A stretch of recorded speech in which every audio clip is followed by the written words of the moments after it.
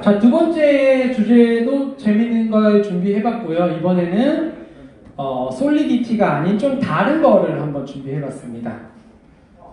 일단 주제는 브릿지 해킹 이해하기고요. 그리고 해킹당한 서비스의 이름은 오로라라는 서비스입니다. 네, 두 번째 발표의 내용은 다음과 같습니다. 우선 브릿지가 뭔지에 대한 설명, 기초부터 드릴 거고요. 그리고 왜 요즘에 이렇게 브릿지 해킹이 핫한지에 대한 이해를 하는 것을 목표로 하고 있고, 그리고 이문파이에 제보된 오로라라는 서비스의 취약점을 케이스 스터디로 준비를 해봤습니다.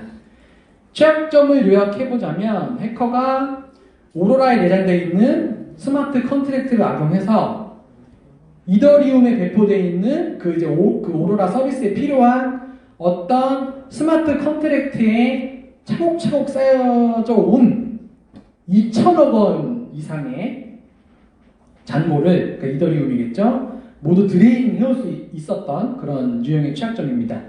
물론 화이트햇 해커에 의해서 발견됐기 때문에 사고는 발생되지 않았지만, 만약에 블랙 해커가 이 취약점을 발견했다면 2천억 원 이상을 털어갔겠죠. 이렇게 털어갔을 때 추적이 어렵다는 얘기 많이 들어보셨죠? 믹서라는 서비스가 있어요. 믹서에다가 내가 코인을 넣으면은 걔를 돈 세탁을 해주거든요. 주소를 쪼개고 여러 번 반복하면서 추적하기 힘들게 만듭니다. 그리고 마지막에 어디선가 그 해커가 돈을 다시 훔쳐가게 되겠죠. 그래서 추적이 굉장히 힘들기 때문에 이렇게 사건, 사고가 많이 발생됩니다. 특히 구글에 들어가셔가지고 브릿지 해킹이라고 쳐보면은 뭐 난리도 아닙니다.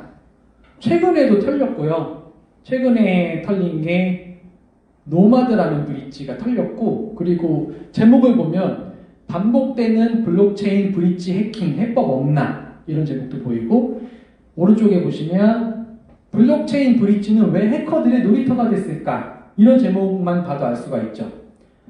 또 이런 것도 있네요. 해킹 터졌다 하면 수천억, 블록체인 브릿지, 이런 것도 볼 수 있어요. 그래서 지금은 뭐 이제 많이들 블록체인 해킹에 아직 관심이 없으신 것 같은데, 관심을 갖고 보게 되면은 브릿지 해킹이 요즘에 굉장히 핫하다는 것을 알 수 있어요. 자, 왜 핫한지 한번 알아보도록 하겠습니다. 우선 브릿지가 뭔지에 대한 설명을 드리겠습니다. 브릿지는 서로 다른 네트워크 사이에 코인을 이동시키는 서비스 혹은 앱이에요. 다양한 종류의 코인들이 존재하고, 그 코인들은 각자 자신만의 블록체인 네트워크를 가지고 있으면서 내게 더 좋아, 내게 더 좋아 하고 있죠. 예를 들어서 비트코인은 비트코인만의 고유한 블록체인 네트워크, 자기네 영역을 가지고 있는 거고요. 그리고 이더리움이 뭔가 비트코인에 기생하는 게 아니라 자신만의 고유한 블록체인 네트워크를 따로 가지고 있습니다. 자신만의 세계가 있는 거죠. 그리고 마찬가지로 이번 취약점이 터진 오로라라는 코인 또한 자신만의 고유한 블록체인 네트워크를 가지고 있습니다. 그리고 이 브릿지를 통해서 네트워크 간의 코인 정송을 할 수 있게 되고요. 어떤 코인이 자신만의 네트워크를 가지고 있냐, 혹은 꼭 굳이 그렇게 하지 않더라도 다른 이미 존재하는 네트워크에 들어가서 레이어 2라고 그래요. 레이어 2처럼, 그러니까 본인의 고유한 블록체인 네트워크를 가지고 있는 코인은 레이어 1 코인이라고 그러고요. 거기에 내가 약간 이제 기생하는 그런 코인은 레이어 2라고 그래요. 그래서 브릿지는 더 쉽게 한번 설명을 해보겠습니다. 만약에 내가 이더리움 장기 홀더예요. 난 이거 한 5년 가지고 있을 생각을 하고 있어요. 근데 여러분들 그 이제 코인을 통해서 이자 농사한다는 얘기 많이 들어봤죠. 예측을 하거나 스테이킹을 하거나 혹은 뭐 유동성 풀이라는 곳에다 내가 제공을 하고 거기에 대한 보상을 받을 수가 있어요. 그래서 오히려 장기 홀더들은 이제 이런 걸 안 하고 있으면 옆에 있는 친구들이 너 왜 안 해? 이렇게 말할 정도로 이런 걸 많이 하는, 특히 스테이킹을 많이 하게 되면서 스테이킹 이자를 받게 되는데요. 예를 들어서 어떤 이더리움 위에서 작동하는 어떤 금융 서비스가 10%의 이자를 준다고 해볼게요. 이더리움을 스테이킹하면은 10% 이자를 준대요. 근데 오로라 위에서 작동하는 거의 비슷한 금융 서비스가 있는데 걔가 20%를 준다고 꼬십니다. 그러면 이자 농사를 좋아하는 사람은 이더리움을 떠나서 오로라 네트워크로 가서 거기 있는 서비스를 이용하고 싶겠죠. 물론 좀 리스크는 있죠. 이 오로라 네트워크가 얼마나 안전하냐라는 리스크가 있고요. 내가 이제 이더리움에 계속 있었으면 10%를 받지만 해킹을 안 당해요. 근데 괜히 20% 받겠다고 오로라로 갔다가 여기서 해킹을 당할 수도 있는 거죠.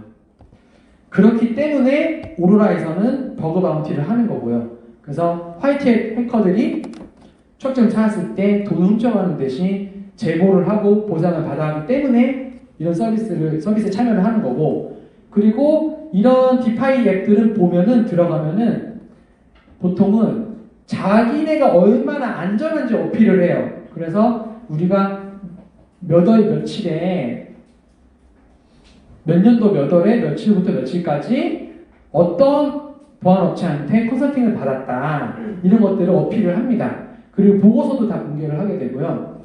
그래서 투자자 입장에서는 그런 보고서를 보고 이게 취약점은 이제는 없겠다, 안전하겠다, 이런 판단이 서면은 들어가게 되는 거죠. 이처럼 어떤 A라는 네트워크에서 B라는 네트워크로 이사를 해야 할 필요성을 느꼈을 때 그때 브릿지가 사용이 됩니다. 특히 지금 이더리움을 예로 들었는데 이더리움을 계속 5년간 보유를 하고 싶지, 내가 이제 오로라 네트워크에서 뭔가를 하기 위해서 그 이더리움을 팔고 오로라를 사고 싶진 않아요. 난 그냥 이더리움 그 자체를 계속 보유를 하고 싶어요. 그러면 과연 그것이 가능할까? 바로 이제 브릿지를 이용하면 가능해지고요. 그러면 실제로 그 오로라의 브릿지 서비스에 한번 접속을 해보겠습니다. 이름이 레인보우 브릿지이고요. 우선 오로라 사이트에 먼저 들어가 볼까요? 자, aurora.dev 그리고 get started를 누르게 되면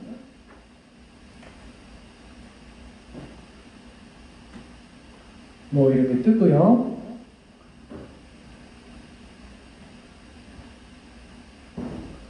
자, 여기서 오딧을 보면 자기네가 얼마나 안전하게 보안에 신경을 쓰고 있는지 볼 수 있고, 또 버그 바운티를 버그를 제보받게 되면 그 내역도 다 블로그에 공개를 하게 되고요. 그리고 에코시스템에 이제 앱이 있네요. 이거는 이 오로라라는 블록체인 위에서 돌고 있는 앱들이 나오는 거죠. 그리고 뭐 다른 서비스들이 또 나오고, 마지막에 보면 레인보우 브릿지가 있네요. 브릿지를 클릭해서 들어가 보면 제가 지금 로그인이 되어 있는데, 이게 바로 다른 네트워크에 있는 코인을 있는 그대로 오로라 네트워크로 끌어오르는 그런 서비스예요. 자, 뉴 트랜스퍼 한번 눌러보겠습니다. 어디서 끌어올 거냐 선택이 이더리움을 선택할 수 있죠. 그리고 어디로 전송할 거냐, 그러면 또 여러 가지를 선택할 수 있죠. 뭐 실제로 해보진 않겠습니다. 여러분이 만약에 이 레인보우 브릿지에서 취약점을 찾고 싶다, 그러면 그때는 이제 한번 써보는 거죠. 그러면 주소 값을 알 수 있게 되기 때문에.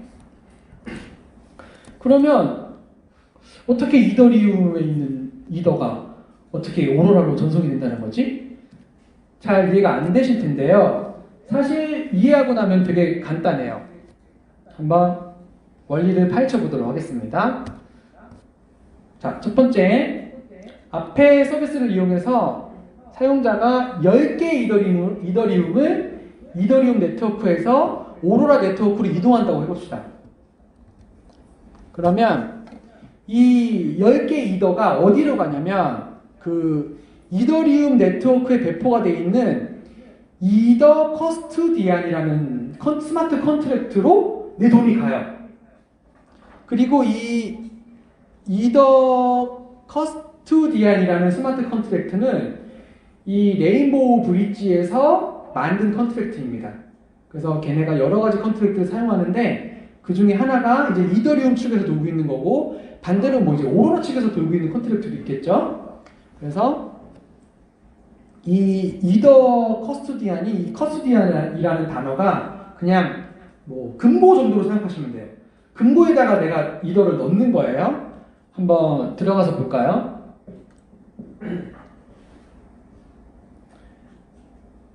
보시면 이더 커스투디안에 지금 14분 전에 누가 브릿지를 이용해서 이더리움 네트워크에 있는 이더를 오로라 네트워크로 이동을 한 걸 볼 수 있죠. 14분 전에.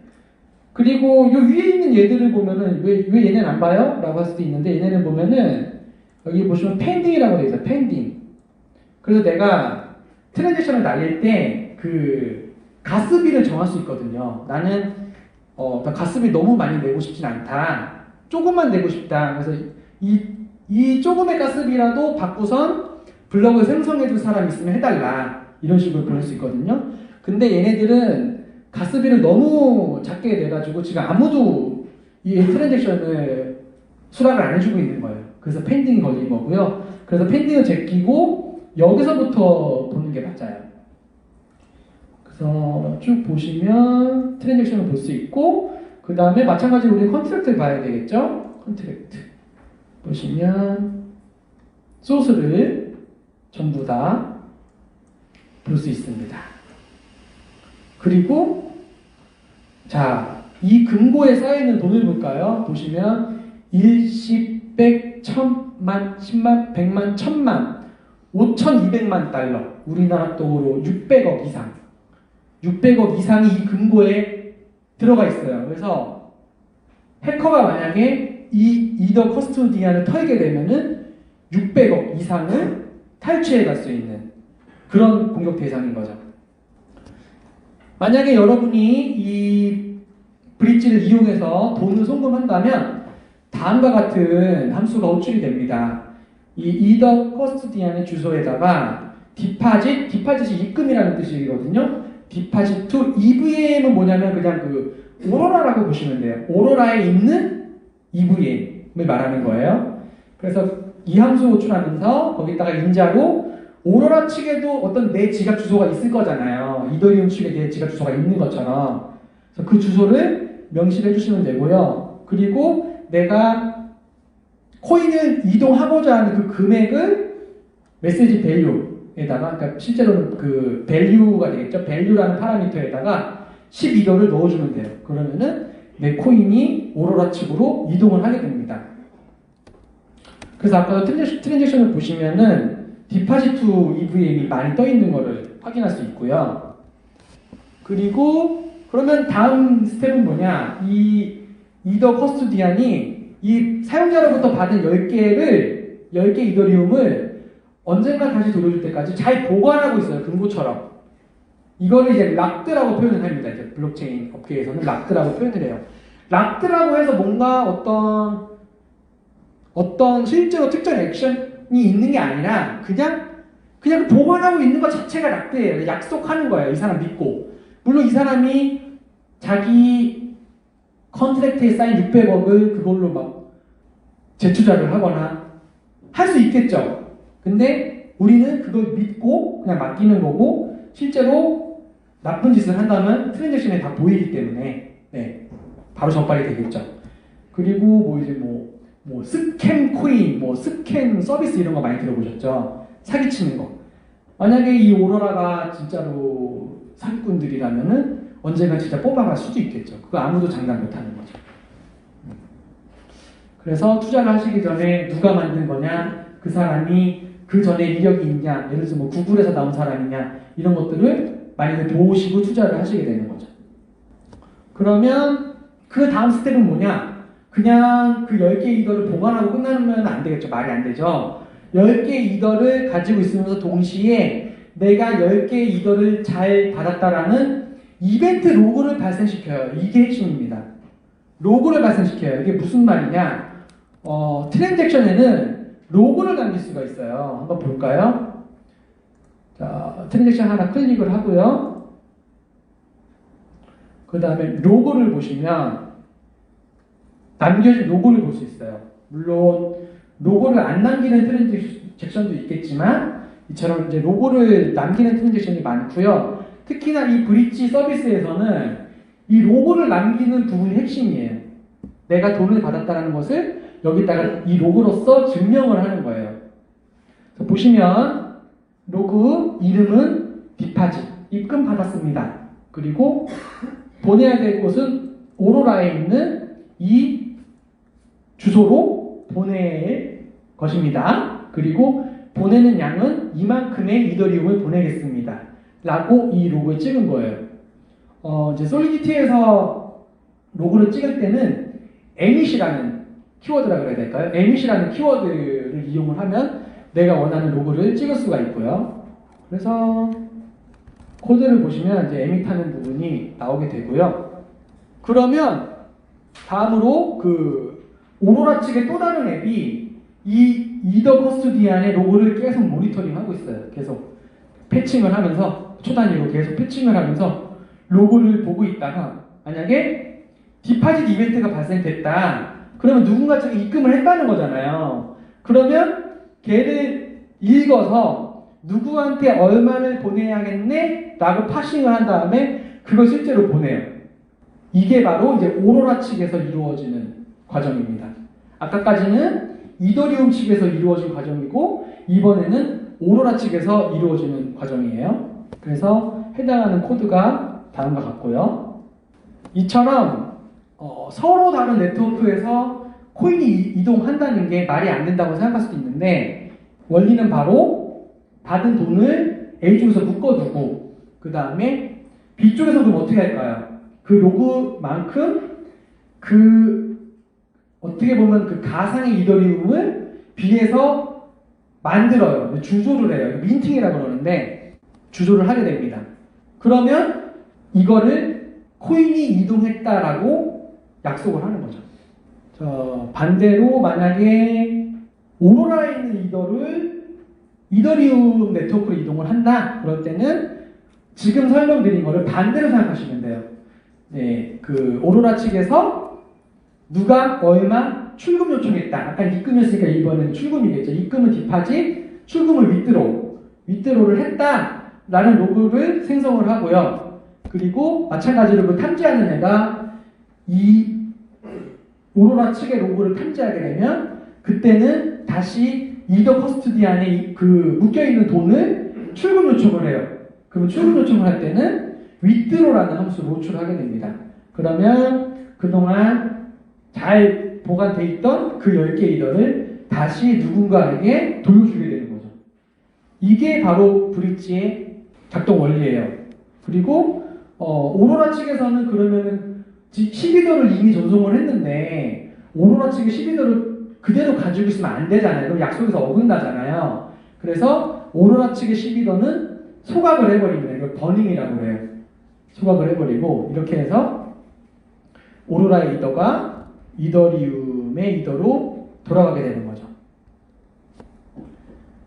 그래서 다시 한번 정리하면 브릿지를 이용하면 A 네트워크에서 B 네트워크로 어떤 코인이든 토큰이든 모든 것들을 이동을 시킬 수 있고요. 이때 이동하는 원리는 그 A 쪽에서 그 이동하는 금액을 사용하지 않겠다라고 약속을 하고 락들을 해두고 그 다음에 B라는 네트워크에서 그거랑 동일한 가치를 가진다고 암묵적으로 약속된 같은 녀석을 같은 이름으로 민팅을 하는 거죠. 그러면 그게 어떻게 같냐?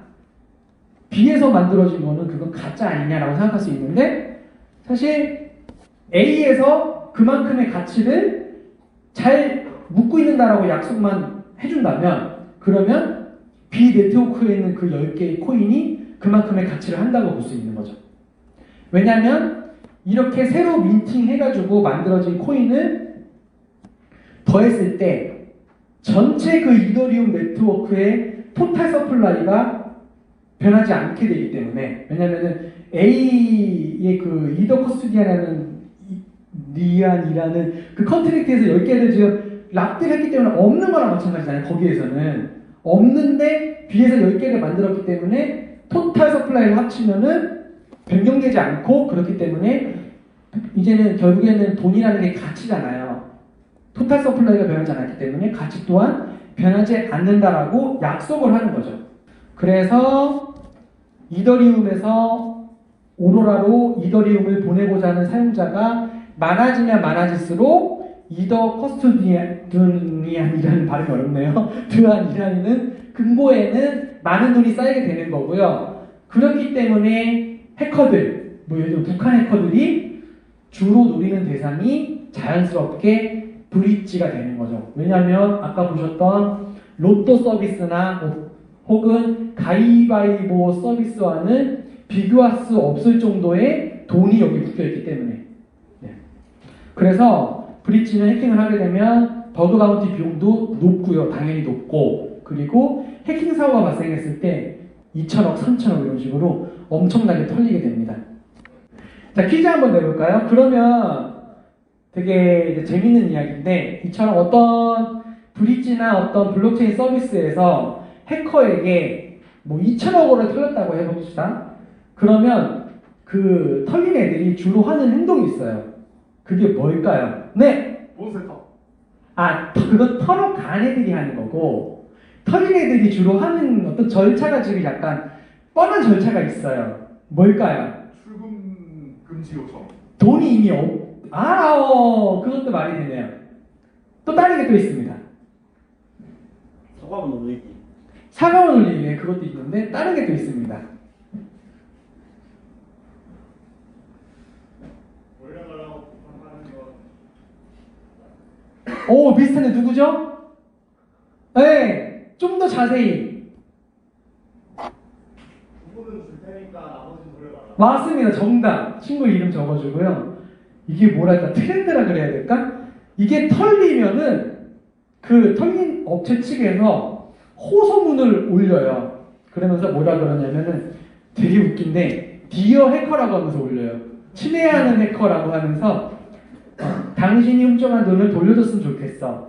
하지만 그냥 달라 그러면 안 주겠죠?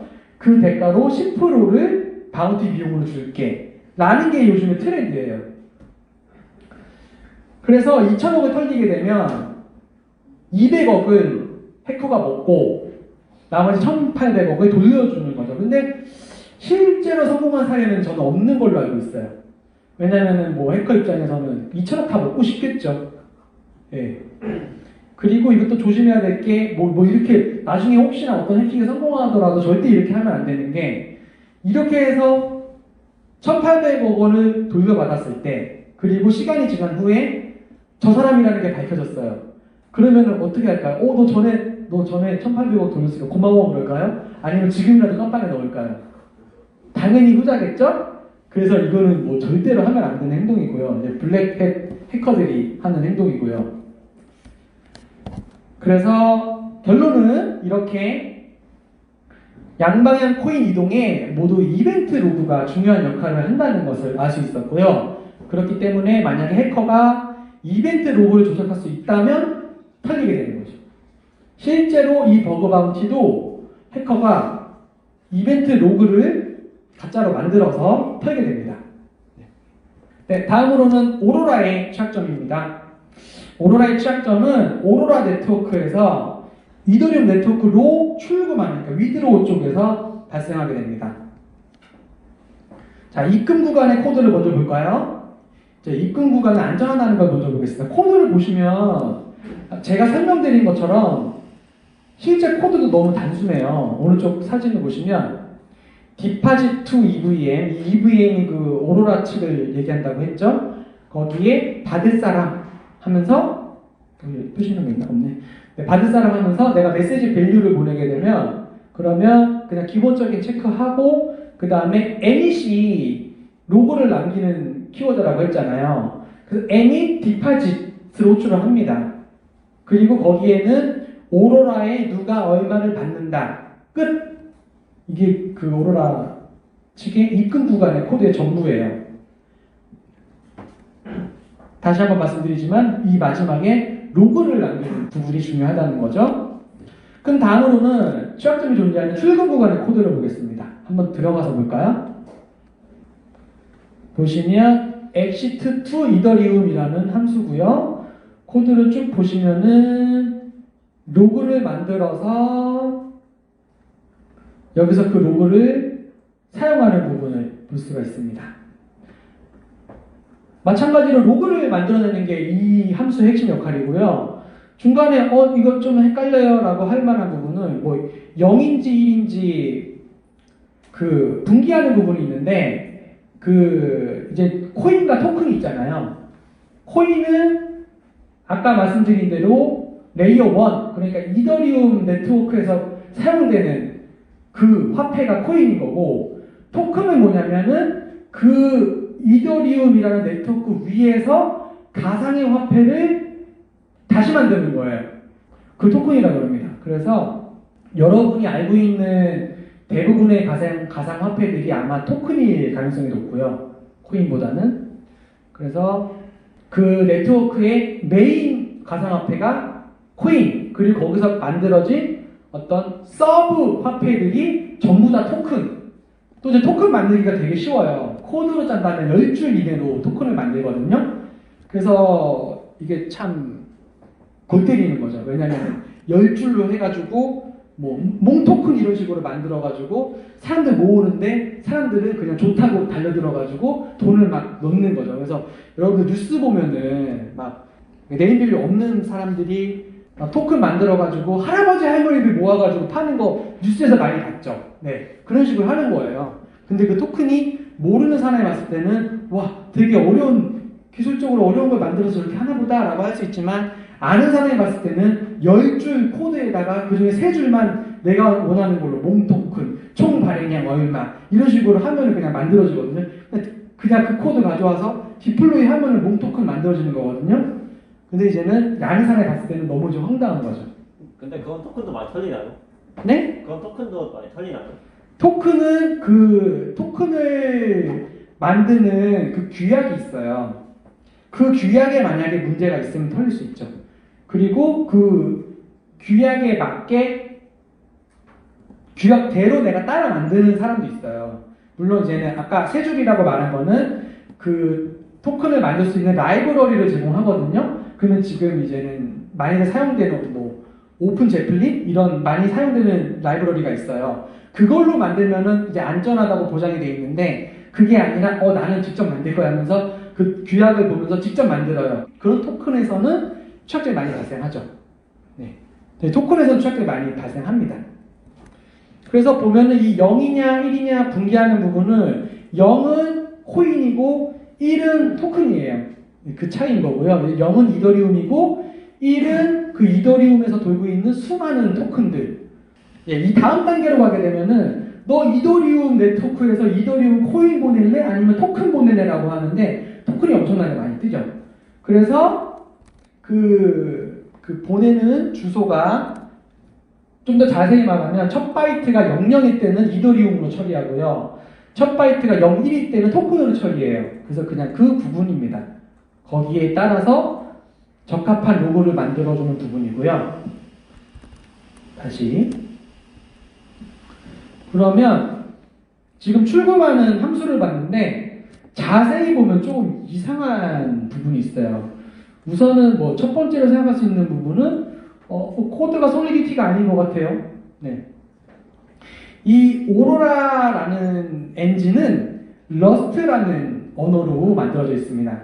우리가 이제는 그 블록체인 엔진을 만들 때는 내가 원하는 언어를 쓰면 되죠. C 언어, 뭐 고 언어도 많이 쓰고요. 러스트도 많이 사용이 됩니다. 뭐 파이썬으로 만들 수도 있겠죠. 원하는 언어를 사용하게 되는데 이 오로라라는 네트워크는 러스트라는 비유를 하자면 C++가 굉장히 흡사한 이런 언어를 사용을 하게 됩니다. 그래서 코드가 러스트인 거고요. 그리고 또 함수의 이름을 다시 올라가 보면은 뭔가 프리컴파일이라고 되어 있고요. 그리고 이 git 경로를 보시면 여기에도 프리컴파일이라고 돼 있어요. 이건 뭐냐면 지금 이 withdraw를 하는 이 함수가 일반적인 컨트랙트가 아니라 프리컴파일드 컨트랙트라는 약간 특이한 그런 유형의 컨트랙트라는 거예요. 그래서 이 취약점을 이해하기 위해선 프리컴파일드 컨트랙트에 대해서 이해를 하셔야 됩니다. 자, 이더리움에는 기본적으로 제공되는 스마트 컨트랙트들이 있어요. 그것을 바로 프리컴파일드 컨트랙트라고 해요. 그리고 각각의 프리컴파일드 컨트랙트는 각각이 독립적인 컨트랙트이기 때문에 고유한 이더리움 주소를 가지고 있어요. 그렇기 때문에 이 ext2 이더리움이라는 출금 함수 또한 하나의 고유한 주소를 가지고 있어요. 한번 들어가 볼까요?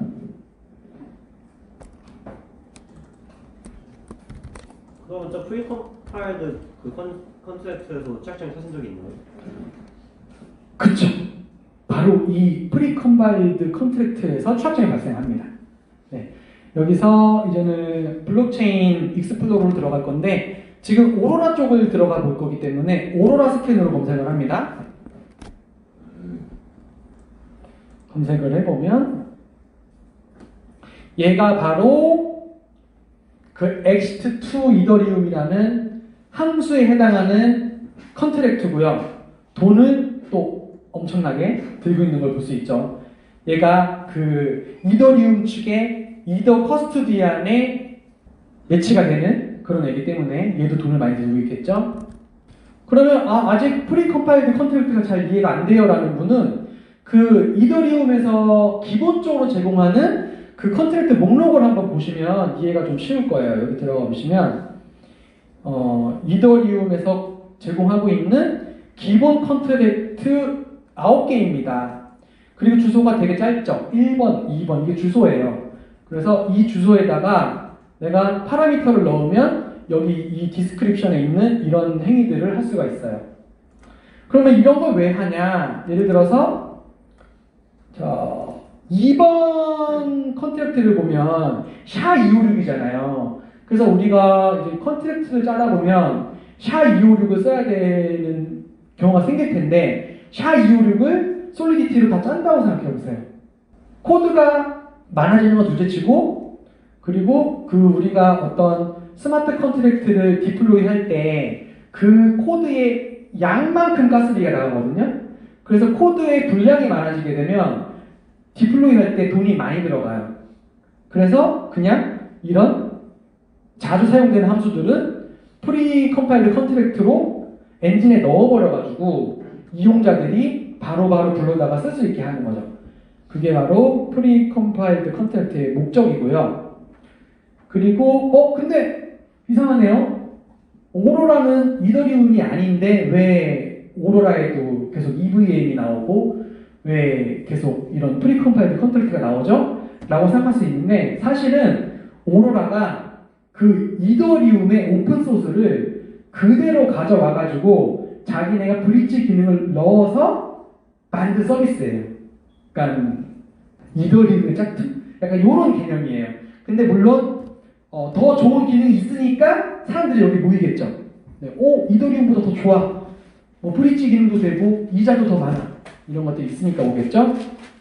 그래서 이더리움에 있는 어떤 EVM이나 프리컴파일드 컨트랙트가 지금 계속 오로라에서 또 나오고 있는 거예요. 두 개가 사실은 엔진이 같기 때문에. 그러면 코드를 봅시다. 자 이더리움으로 출금을 하려고 합니다. 그러면 이벤트 로그를 또 만들어줘야겠죠. 그래서 그때 사용되는 코드가 다음과 같아요. 그래서 받을 사람, 금액 해가지고 만들게 되는데 근데 함수의 이름을 보면은 low 로그, low 이게 되게 로우 레벨로 된 거를 low라고 해서 날 것이라고 해서 low 소켓 이런 것처럼 그런 걸로 구현이 돼 있어. 뭐지? 왜 이렇게 로그를 low하게 남기지? 로우 레벨로? 그게 왜 그러냐면은 원래는 만약에 솔리디티로 만들어진 거였다라면 그냥 init 하면 될 테지만 지금 언어 자체가 솔리디티가 아니죠. init라는 키워드가 없어요. 그래서 이 rust라는 그 로우 레벨 랭귀지에서 거기서 그 로그를 구현을 해야 돼요. 그래서 그 로그가 구현된 코드예요. 그래서 보시면 솔리디티와 같은 상위 레벨의 컨트랙트가 하는 일을 이 프리컴파일드 컨트랙트는 그 규격에 맞게 그냥 흉내를 내요. 로우 레벨에서. 그렇기 때문에 로그도 당연히 로우 레벨로 남게 되는 거고요. 그러면 한번 이제 공격을 한번 시도해 봅시다. 자, 해커가 이 exit 이더리움 함수를 호출하는데, 자, 송금을 하면서 이더리움 네트워크에 나의 주소로 송금 요청을 합니다. 그러면 12더에 대한 로그를 남겨야 되기 때문에 12더를 송금을 하겠죠? 그러면 다음은 그 샌더와 금액에 대한 로그를 남기는 코드인데, 보시면은 여기서 message.sender와 message.value를 찾아야 되겠죠. 근데 문제는 뭐죠? 솔리디티가 아니라 러스트죠. 러스트에서는 message.sender와 message.value가 없고요. 그에 상응하는 값은 바로 context.caller와 context.apparent value예요. 그래서 코드를 보시면 여기 sender에 context.sender가 caller가 들어가게 되고요. 그 다음에 amount에 context.apparent value가 들어가게 되는 거죠. 그래서 얘네 값을 이용해서 로그를 이런 식으로 찍게 되는 거죠. 그러면 오로라의 어떠한 계속 패칭을 하게 되는 프로그램은 이 로그를 보고 로그가 생겼네, 출금이 요청되고 있구나. 그러면은 이더리움 쪽에 이더 커스토디안에 출금을 해주세요 하면서 거기서 withdraw 함수를 호출하게 되는 거죠. 자, 근데 보시면 해커가 그 12더를 출금했다라는 로고를 찍기 위해서 본인의 12더를 사용해버렸어요. 그러면서 아무런 이득이 없게 됩니다. 그래서 해킹에 실패하게 됩니다. 근데 취약점은 바로 콜이 아니라 델리게이트 콜이라는 게 있어요. 스마트 컨트랙트에 사용되는 델리게이트 콜이라는 개념이 있습니다. 콜 대신 델리게이트 콜을 호출하게 되면 해커가 돈을 사용하지 않고 출금을 할 수 있게 됩니다. 어떻게 가능한지 한번 알아볼게요. 일단 일반 콜이랑 델리게이트 콜이랑 한번 비교를 해볼게요. 자, 사용자 A가 있고요. 그리고 그 사용자 A가 배포한 컨트랙트 B가 있어요. 그리고 그 컨트랙트 B가 공격하고자 하는 컨트랙트 C가 있어요. 그때 콜을 했다고 해봅시다. 콜을 하게 되면은 이 콜에다가 아까 전에 그 파라미터에 value하고 12더 이런 식으로 넣는다 그랬잖아요. 그때 실제로 12더가 가야 돼요. 콜에서는. 그래서 사용자 A가 B를 호출할 때 12더가 송금이 되고요. 그리고 B가 C를 호출할 때 만약에 12더에 대한 어떤 액션을 원한다면 12더를 송금을 해야 돼요. 실제로. 그리고 컨트랙트 C에서 그 12더를 참조하려면 message.value를 참조하게 되죠. 그러면 그 message.value는 컨트랙트 B가 됩니다. B에서 보냈기 때문에. B에서는 메시지 밸류를 참조하게 되면 사용자 A가 되겠죠. 자, 이건 너무 당연해요. 근데 델리게이트 콜로 가게 되면은 델리게이트 콜에서는 컨트랙트 C에서 읽히는 message.sender나 message.value가 웃기게도 사용자 A가 돼요. 왜 이런 일이 발생하냐? 그것은 바로 델리게이트 콜은 바로 다른 컨트랙트에 있는 코드를 라이브러리처럼 끌어오는 기능이에요. 그래서 콜은 B에서 C로 실행 흐름이 이동이 되지만 델리게이트 콜은 B의 실행 흐름이 계속 유지가 되면서 그 코드만 C에서 가져와요. 그대로 가져와가지고 B에서 실행을 해요. 그럼 결국에는 C에서 실행된다는 개념은 지금 없는 거고 B에서 실행이 됐고 그러면은 B에서 해당하는 메시지 밸류나 메시지 센더는 A잖아요. 그렇기 때문에 델리게이트 콜에서는 이 C에 해당하는 코드들이 실행이 될 때는 메시지 밸류나 메시지 센더가 A가 됩니다. 이렇게 보시면 돼요. C로 이동하는 게 아니라 C에 있는 코드가 B로 그냥 들어간다고 보시면 돼요. 라이브러리를 임포트하는 거랑 똑같다고 보시면 되죠. 근데 여기까지 봤을 때 그러면 그냥 해커가 디플로이한 컨트랙트가 그 C에 해당하는 코드를 가져와서 실행한 것이기 때문에 사실 우리가 공격을 C에다 날린 게 아니죠. B에다 날린 거죠. 그래서 별 효과가 없을 것 같지만 여기서 핵심은 C라고 보고 땡겨오는 그 코드가 일반적인 솔리디티 코드가 아니라 그 오로라 엔진에 구현된 러스트 기반의 프리컴파일드 스마트 컨트랙트라는 거예요. 그래서 그 코드를 끌어오는 게 불가능해요. 솔리디티 레벨에서 구현할 수 없는 것들을 지금 그 출금 기능을 프리컴파일드 컨트랙트에 구현을 한 것이기 때문에 결과적으로는 땡겨오지 않고 그냥 이 C에서 실행이 됩니다. 그러면 자, 컨트랙트 C에서 참조가 되는 메시지 밸류와 메시지 샌더, 아까 전에 설명드렸죠. 그 콘텍스트 콜러와 콘텍스트 어페어런트 밸류 어마운트, 어페어런트 어마운트 그 값은 바로 B가 아닌 A가 참조가 됩니다. 그러면 도원의 흐름을 한번 보면 자, 사용자 A가 컨트랙트 B로 메시지점 밸류를 12더를 만들기 위해서 12더를 송금을 했죠.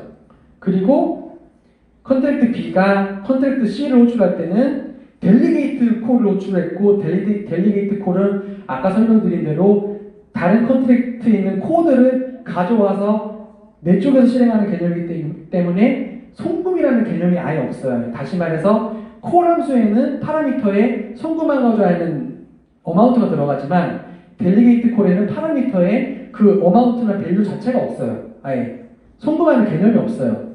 그러면 그림을 보시면 사용자 A는 사용자 B에게 12더를 송금했기 때문에 내가 나한테 송금을 하는 꼴이 되는 거죠. 그 나는 본전.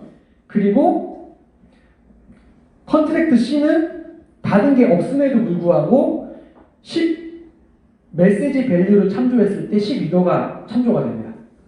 그래서 보시면 그 엑스트 이더리움 함수는 메시지 밸류를 참조했더니 12더가 왔다라고 참조가 됐기 때문에 거기에 맞는 이벤트 로그를 생성을 하게 되고요. 하지만 실제로 받은 건 빵원이죠.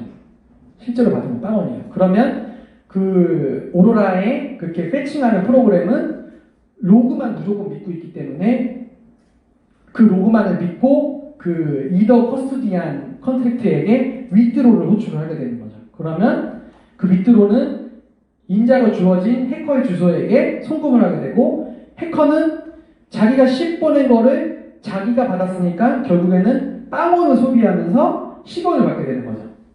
그래서 이 과정을 계속 반복하게 되면은 여기에 있는 돈을 모두 윗드로를 할 수가 있습니다. 그래서 코드를 다시 보면 이렇게 되는데 이렇게 해서 메시지 밸류는 델리게이트 콜을 통해서 속이게 됐고요. 근데 하나의 문제가 더 남아있어요. 이 로그를 남길 때 그 로그를 누구의 어떤 트랜잭션에 남길지를 정해야 될 거잖아요. 코딩을 할 때 그게 누구로 되어 있는지를 봐야 되는데 왜냐면 그 주소가 혹시나 이 A나 B의 로그를 남기게 되면 그러면 이 C의 로그를 모니터링하고 있는 그 모니터에 캐치가 안 되겠죠. A나 B에 남게 되면. 그래서 그 로그가 C에 남는 게 굉장히 중요한데 근데 여기서 개발자가 엄청난 실수를 하게 됩니다. 그 로그를 남길 때 그 대상 주소를 C로 픽셀을 해줬어요. 코드를 보면. 여기가 원래는 이 A나 B로 동적으로 가져와가지고 로그를 남겨야 됐지만 그렇게 하지 않고 어떤 요청이 오든지 간에 이벤트 로그는 무조건 C에게 남기기로 그렇게 코딩이 되어 있습니다. 그래서 두 가지 문제가 다 해결되는 거예요. 첫 번째는 해커가 돈을 안 보내면서 보낸 것처럼 속이기, 델리게이트 콜. 두 번째로는 로그를 C에 남기기. 이거는 그냥 거저 먹은 거죠. 자, 이제 마지막으로 익스플로이트 코드를 한번 분석해 보겠습니다. 익스플로이트 코드가 여전히 간단하죠. 막 황당할 정도로 간단합니다. 여러분들 뭐 웹브라우저 해킹하려면 코드 몇 줄 들어가죠? 요즘에 몇백 줄 들어가죠? 근데 지금 이 몇 줄의 코드로 익스플로이트를 하게 됩니다. 보시면 익스플로이트라는 함수를 만들었고요. 퍼블릭의 페이어블이라고 했고 해커만 호출할 수 있게 만들었고 그 다음에 맨 앞바이트를 00이라고 했는데 00이라고 했을 때 이더리움이라고 했잖아요. 그래서 00을 넣었고 그 다음에 그 ext2 이더리움이라는 프리컴파일드 컨트랙트의 주소를 넣어요. 그리고 그 받고자 하는 주소를 파라미터로 넣게 됩니다. 그리고 원래 이제 그 솔리디티에서 델리게이트 콜을 하려면 그 함수명이 들어가야 되거든요. 근데 보시면 지금은 그 대상 함수가 ext2 이더리움이라는 그냥 컨트랙트 그 자체잖아요. 주소 이꼴 그냥 그 함수거든요. 그래서 그 주소가 그 함수이기 때문에 함수명이 또 없어요. 그래서 그 상위 레벨에서는 호출하는 방식이 다르기 때문에 하위 레벨에서 호출하려고 어셈블리, 그 인라인 어셈블리를 쓴 걸 볼 수 있어요. 인자가 내가 원하는 인자를 찾기 위해서, 내가 원하는 인자에 맞추기 위해서. 그래서 이제 어셈블리가 들어온 거고요. 자, 취약점 정리를 하겠습니다. 취약점은 해커가 그 포닝.이더라는 닉네임 해커인데 요즘에 블록체인 업계에서 엄청 잘 나가는 로키 알죠? 로키. 네, 그 업계에서 지금 로키급으로 엄청 취약점을 잘 찾고 있는 사람인데 이 사람이 이 프리컴파일드 컨트랙트라는 새로운 어택 벡터를 잘 노린 거죠. 이 부분을 굉장히 잘 노렸고요. 프리컴파일드 컨트랙트를 노렸을 경우에 장점은 뭐냐면 델리게이트 콜로 호출이 됐을 때 메시지 밸류가 B가 아니라 A가 된다 라는 게 핵심이고요. 그리고 두 번째 취약점은 이제 로우 레벨에서 로그를 만들 때 그 호출한 사람의 이름으로 만드는 게 아니라 그 ext2 이더리움이라는 주소에 그 모니터링 대상이 되는 그 주소를 그대로 박아놨다는 두 가지 실수를 하게 되죠. 그래서 결국에는 정상 로그 같은 것을 해커가 만들었고 그리고 그 로그가 믿게 돼서 결국엔 돈 복사가 성공되는 그런 취약점입니다. 이 취약점 패치는 프리컴파일드 컨트랙트에 대해서 델리게이트 콜을 못하게 패치가 됐어요. 네, 그냥 일반 콜만 호출을 하도록 패치가 되었습니다. 근데 이게 네. 보면은 항상 패치를 할 때 네. 원인이 되는 두 가지 중에서 하나씩만 막는 것 같은데 네. 그 이유가 어떻게 될까요? 왜냐면 하나로 두 개가 다 막히기 때문에. 근데 물론 뭐 아시겠지만 그 패치 코드에서 문제가 생겨서 우회되는 경우도 꽤 있죠. 그래서 뭔가 패치가 되면은 우회할 수 없는지 잘 봐야 돼요. 그래서 저 같은 경우에는 저도 얘를 버건팅을 했거든요. 저 같은 경우도 했던 게 델리게이트 콜이 아닌데 델리게이트 콜 역할을 하는 게 또 있거든요. 코드 콜이라는 게 있는데 델리게이트 콜이 아니지만 그 역할을 하는 게 있어요. 그래서 걔도 막았나? 라고 봤는데 이제 걔도 막혀 있더라고요. 네, 그런 식으로 추가적인 시도를 해볼 수 있습니다. 패치가 잘 됐다고 생각했는데 실제로는 완벽하지 않아서 털리는 경우는 이제 블록체인 해킹뿐만 아니라 다른 곳에서도 많이 발생하죠. 네, 이렇게 해서 오늘 두 번째 발표 주제까지 모두 마쳤고요. 네, 여기까지 해서 질문 있으실까요? 혹시 네. 저 로그를 가져올 때 무슨 프로토콜 사용하나요? 어떤 거요? 저 로그를 가져올 때 어떤 프로토콜을 사용해서 가져오나요? RPC죠, 그때는. RPC. 아, 네, 그 해당하는 코드는 네, 요거 리스닝 코드 요거 보시면 되고 그리고 대상이 되는 거는 그 RPC 콜로 왜냐면은 블록체인이 결국에는 다 노드들이 RPC 서버로 작동이 되고 거기다가 내가 뭔가 요청을 보냈을 때 몇 번 트랜잭션 그렇게 해서 걔가 가지고 있는 로고 이런 거 다 리턴을 해주기 때문에 그걸 보는 거죠. 혹시 블라인드 TCP 쉐선 하이제킹 브릿지에서 발생할 수 있나요? 다른 데서는 안 될 것 같은데 네. 브릿지에서는 왜냐면 이게 같은 네트워크에서는 네. 다 해시로 체이닝을 하기 때문에 네. 세션 하이제킹 해도 의미가 없는데 브릿지에서 TCP 세션 하이제킹을 할 수 있나요 혹시? 그 블라인드 세션 하이제킹. TCP 세션 하이제킹? 이게 블라인드도 가능하고 시퀀스가 어차피 보싱이 가능하기 때문에. 근데 TCP 세션 하이제킹이 그냥 원격으로 되는 게 아니라 같은 네트워크 지금 예를 들면 여기 지금 키트리 BOB라는 API 같이 붙어 있잖아요. 그럴 때만 되기 때문에 실질적인 공격은 힘들죠. 그러면 리플라이에다가 시퀀스를 해도 리플라이만 바꾼다는 거는 가능한 걸로 아는데 그런 식의 공격은 가능할까요? TCP 헤더에다가 그러니까 TCP가 이게 보내고 받고 하잖아요. 그쵸? 근데 이 같은 네트워크에서 할 때는 시퀀스까지 다 볼 수가 스포킹을 할 그렇죠. 수가 있는데 그렇죠. 아예 시퀀스를 모르는 상태에서 네. 시퀀스가 생각보다 범위가 좁다는 걸 이용해서 그걸 다 네. 포싱해보는 게 가능하거든요. 그렇게 리플라이 하나를 운 좋게 바꿔치면은 네. 그 순간 로그를 잘못 인식해서 네. 전부 다 맞는 로그 처리해보거나 그런 게 가능할까요? 근데 그 시퀀스를 유출하는 게 리얼월드에서는 안 될 거예요. 실제로 그 문서 보면은 그냥 그거는 약간 뭐랄까 논문 쓰기 위한 그런 POC인 거지 리얼월드에서 사실 그게 되면은 인터넷 난리 나죠. 네.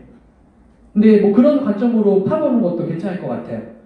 왜냐면은 뭐 예를 들어서 이 네트워크 내에서 누가 송금을 하려고 하는데 그거에 가로채가지고 돈 훔칠 수도 있는 거니까. 네, 그리고 아까 어떤 학생이 질문을 했는데 블록체인 해킹 공부하고 싶은데 기초자료 좀 알려달라라고 하셨어요. 그 여러분들 해킹 공부할 때 워게임 많이 이용하죠. 블록체인 해킹의 워게임이 이더넛이라는 게 있어요. 이더넛.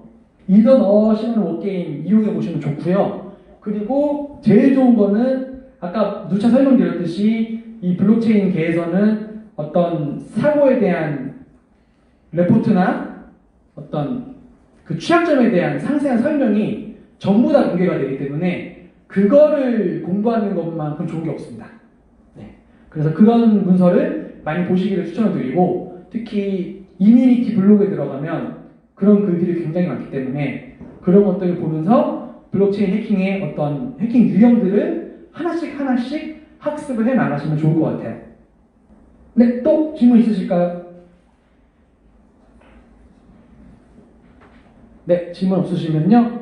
아무쪼록 오늘 이 수업을 통해서 블록체인 해킹에 많은 관심이 생기셨으면 하는 바람을 가지면서 오늘 수업을 마치도록 하겠습니다. 고생하셨습니다.